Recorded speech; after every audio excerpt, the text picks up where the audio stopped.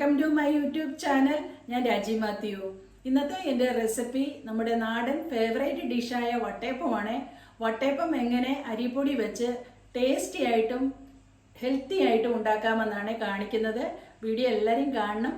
ഇഷ്ടപ്പെട്ടെങ്കിൽ ലൈക്ക് ചെയ്യാനും ഷെയർ ചെയ്യാനും മറക്കരുത്. നമുക്ക് വീഡിയോയിലേക്ക് കിടക്കാം. ഞാൻ ഇന്ന് ഇവിടെ ഉണ്ടാക്കാൻ പോകുന്നത് ഹെൽത്തി ആയിട്ടുള്ള വട്ടയപ്പമാണ്. അതിനുവേണ്ടി ഞാൻ എടുത്തിരിക്കുന്നത് 2 ഗ്ലാസ് അരിപ്പൊടിയാണ് എടുത്തിരിക്കുന്നത്. ഈ ഗ്ലാസ്സിന് 2 ഗ്ലാസ് എടുത്തിട്ടുണ്ട്. അതിൻ്റെ കൂടെ തന്നെ എടുത്തിരിക്കുന്നത് 1/2 ടീസ്പൂണ് ഈസ്റ്റ് എടുത്തിട്ടുണ്ട്.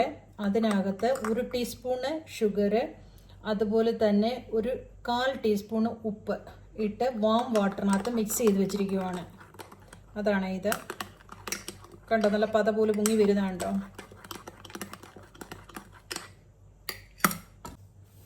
ഇനി നമ്മൾ ചെയ്യേണ്ടതെന്ന് വെച്ചാൽ, ഇതിൽ നിന്ന് നമ്മൾ എടുത്ത പൊടിയിൽ നിന്ന് 1 ഗ്ലാസ് പൊടി ഇങ്ങെടുക്കണം. എന്നിട്ടത് നമ്മൾ കപ്പി കാച്ചണം.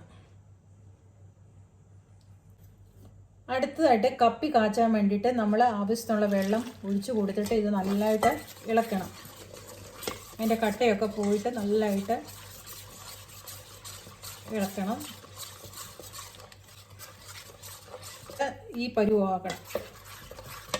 ചെറിയ തീയിൽ വെച്ച് ഇതൊന്ന് കുറുക്കിയെടുക്കണം. അത് ഞാൻ നിങ്ങൾക്ക് കാണിച്ചു തരാം. ഇതുപോലെ ഗ്യാസ് വെച്ചിട്ട് ചെറിയ തീയിൽ അതൊന്ന് കുറുക്കിയെടുക്കണം. കണ്ടോ, കുറുകിക്കൊണ്ടിരിക്കുന്ന കണ്ടോ?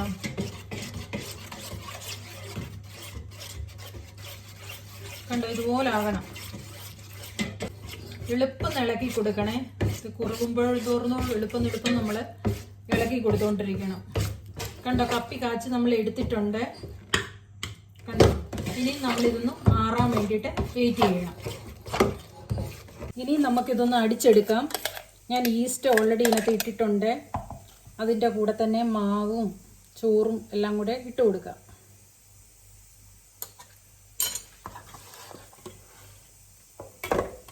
മാവ്, കപ്പി കാച്ചിയ മാവ് ആദ്യം ഇട്ട് കൊടുക്കണം.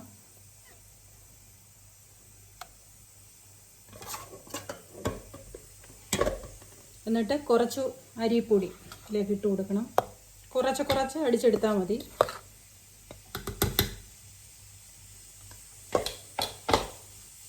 കുറച്ച് ചോറ്,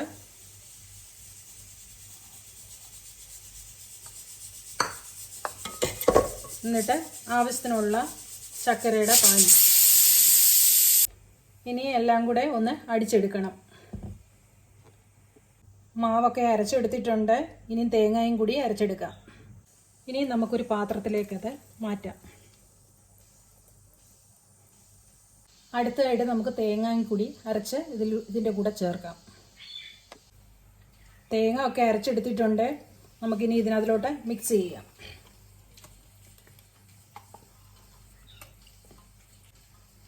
എന്നിട്ട് നല്ലതായിട്ടൊന്ന് ഇളക്കി കൊടുക്കണം ഇതുപോലെ. എന്നിട്ട് ഒരു 4 to 5 hours ഇത് വെച്ചെങ്കിൽ മാത്രമേ പുളിച്ച് വരത്തുള്ളൂ. ഇൻ കേസ് നമ്മൾ അരയ്ക്കുന്ന സമയത്ത് വെള്ളം വേണമെങ്കിൽ നമുക്ക് ആഡ് ചെയ്യാം. അഡീഷണൽ ശർക്കരപ്പാനി ഇപ്പം കുറവാണെങ്കിൽ തന്നെ നമുക്ക് അഡീഷണലായിട്ട് വെള്ളം ആഡ് ചെയ്യാം.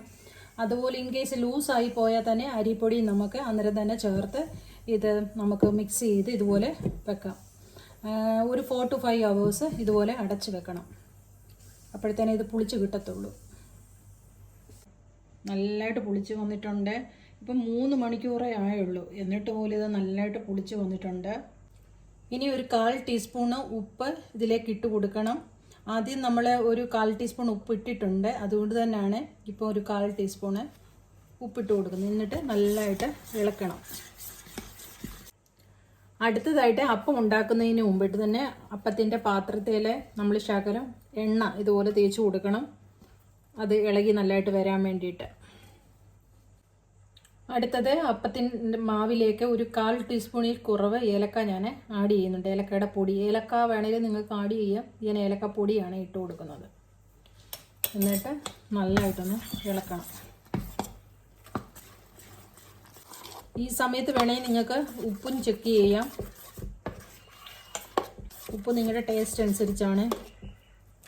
റെഡിയാക്കി വെച്ചിരിക്കുന്ന മാവ് ഇതിലേക്ക് ഒഴിച്ചു കൊടുക്കണം. ഒരു 1/4 ഭാഗം ഒഴിച്ചാൽ മതിയേ, നിറച്ച് ഒഴിക്കരുത്. എന്ന് വെച്ചാൽ ഇത് പൊങ്ങി വരുമല്ലോ, അതുകൊണ്ടൊരു 1/4 ഭാഗം ഒഴിച്ചു കൊടുത്താൽ മതി. കണ്ടോ, ഇത്ര ഒഴിച്ചാൽ മതി. അതിനുശേഷം നമ്മൾ റെഡിയാക്കി വെച്ചിരിക്കുന്ന ബദാമും നട്ട്സും എല്ലാം കൂടെ ഇതിലേക്ക് ഇട്ട് കൊടുക്കണം. ഇത് ഞാനിങ്ങനെയാണ് ഇടുന്നത്, നിങ്ങൾക്ക് വേണമെങ്കിൽ ഇതിനകത്ത് മിക്സ് ചെയ്ത് ഇടാൻ പറ്റും. ഓരോരുത്തരുടെ ഇഷ്ടമാണല്ലോ. ഇതിനകത്ത് മിക്സ് ചെയ്തിടണമെങ്കിൽ ഇടാം. ഞാനിത് നല്ലതായിട്ട് മുറിച്ചിട്ടുണ്ട്. ഇത് ആക്ച്വലി ഇത് കുതിർത്ത് വെക്കുന്നതെന്ന് വെച്ച് കഴിഞ്ഞാൽ തന്നെ നമുക്കിത് മുറിക്കുമ്പോൾ ഉള്ള ബുദ്ധിമുട്ടൊന്നും ഉണ്ടാകാതിരിക്കാൻ വേണ്ടിയിട്ടാണ് നമ്മളങ്ങനെ ചെയ്യുന്നത്. ഇതാകുമ്പം ബദാമൊക്കെ നമ്മൾ കഴിക്കും. അതുപോലെ ഹീമോഗ്ലോബിനൊക്കെ കുറവുള്ളവർക്കൊക്കെ നല്ലതാണ്. ഈ മുന്തിരിങ്ങയും അതുപോലെ അണ്ടിപ്പരിപ്പും ഒക്കെ നല്ലതാണ് ഹീമോഗ്ലോബിൻ കുറവുള്ളിടത്ത്. അന്നേരം നമുക്കിങ്ങനെ അപ്പമൊക്കെ ഉണ്ടാക്കുമ്പോൾ അതിനകത്തിലൊക്കെ ഇട്ട് കഴിക്കുന്നത് നല്ലതാണ്. അന്നേരം ആവിയിൽ 10 മിനിറ്റ് പുഴുങ്ങിയെടുക്കണം. അപ്പമൊക്കെ റെഡി ആയിട്ടുണ്ട്. നല്ല സോഫ്റ്റാണ് അപ്പം. കണ്ടോ, ഇതുപോലെ വീട്ടിൽ നിങ്ങളൊന്ന് തയ്യാറാക്കി നോക്കാം. ഇതുപോലെ ഹെൽത്തി ആയിട്ടും ടേസ്റ്റി ആയിട്ടും വട്ടയപ്പം നമുക്ക് വീട്ടിൽ തന്നെ തയ്യാറാക്കാൻ പറ്റും.